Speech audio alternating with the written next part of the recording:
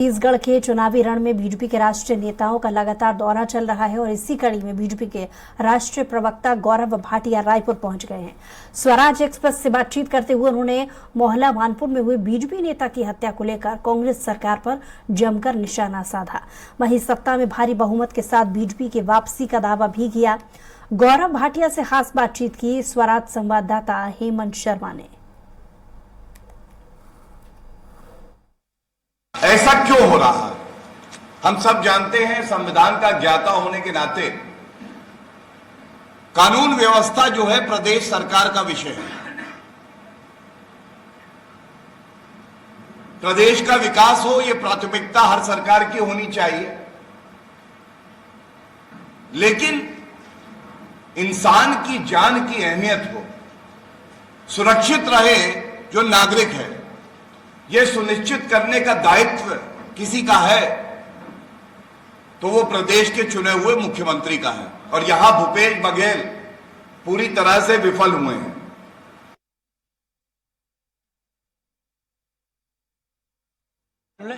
छत्तीसगढ़ में 2 चरणों में चुनाव होना है। 7 नवंबर को पहले फेज का वोटिंग है। उससे पहले बीजेपी के राष्ट्रीय नेताओं का दौरा छत्तीसगढ़ में जारी है।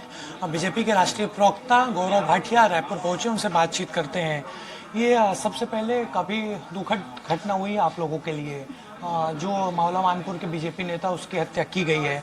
टारगेट किलिंग की बात आप लोग बार बार कर रहे हैं, लेकिन इस पर आपत्ति कांग्रेस को ये है कि प्रमाण क्या है टारगेट किलिंग हो रहा है, उससे बीजेपी ये इस चीज को स्पष्ट करे।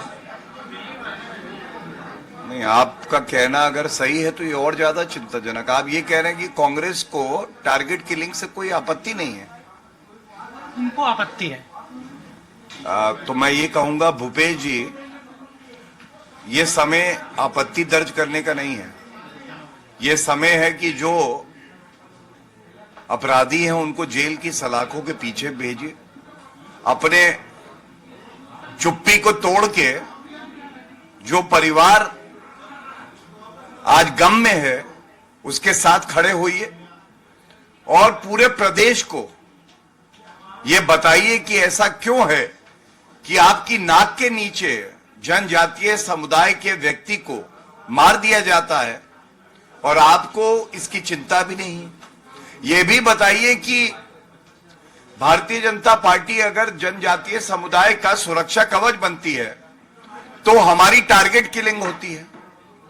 और विचारधारा अलग हो सकती है, लेकिन संविधान की शपथ तो ली है ना आपने भूपेश जी।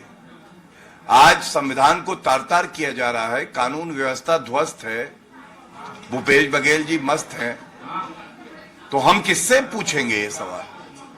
मैं इतना ही कहूंगा, कुछ दिन की बात और है, भूपेश बघेल जी का जाना तय है और भाजपा की जब सरकार आएगी तो जो अपराधी प्रवृत्ति के लोग हैं इनके खिलाफ सख्त कार्रवाई होगी। एक एक अपराधी को जेल की सलाखों में डाला जाएगा और जितने भ्रष्टाचार हुए हैं वो भ्रष्टाचारी झुकेंगे भी कानून की ताकत के सामने और उनकी हिम्मत नहीं पड़ेगी, करना तो दूर की बात है, वो सोच भी सकेगी भ्रष्टाचार करके जनता का जो रुपया है गाड़ी कमाई हो उसे लूट सके। नवंबर को पहले फेज का वोटिंग है। मुख्यमंत्री भूपेश बघेल ने ही पूरी कमान संभाली हुई है कि राष्ट्रीय स्तर पर कोई नेता नहीं आ रहा है। अभी तिथि भी तय नहीं हो पाई है कि इनका किस दिन दौरा होना है। पहली बात तो आप कह रहे हैं भूपेश जी ने कमान संभाली है। मुझे तो ऐसा लग रहा है कि भूपेश जी को प्रदेश की अब चिंता रही नहीं।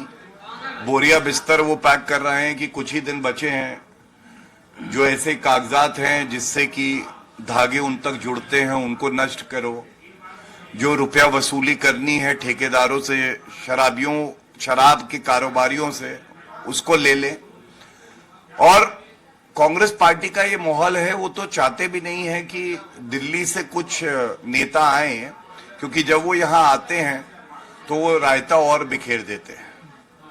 ये वहां के मन का भाव है, लेकिन कोई आए कोई जाए इससे मतलब नहीं है। छत्तीसगढ़ की जनता की आवाज कोई बना है तो भारतीय जनता पार्टी बनी है और इस चुनाव के जब परिणाम आएंगे 3 तारीख को तो भारतीय जनता पार्टी का कमल ही खिलेगा। ये थे हमारे साथ बीजेपी के राष्ट्रीय प्रवक्ता गौरव भाटिया, जिन्होंने छत्तीसगढ़ में बीजेपी का जीत का दावा किया। इसके साथ साथ पीएससी घोटाले को लेकर भी उन्होंने अपनी बात रखी। कैमरामैन भूपेंद्र के साथ हेमंत शर्मा, स्वराज एक्सप्रेस, रायपुर।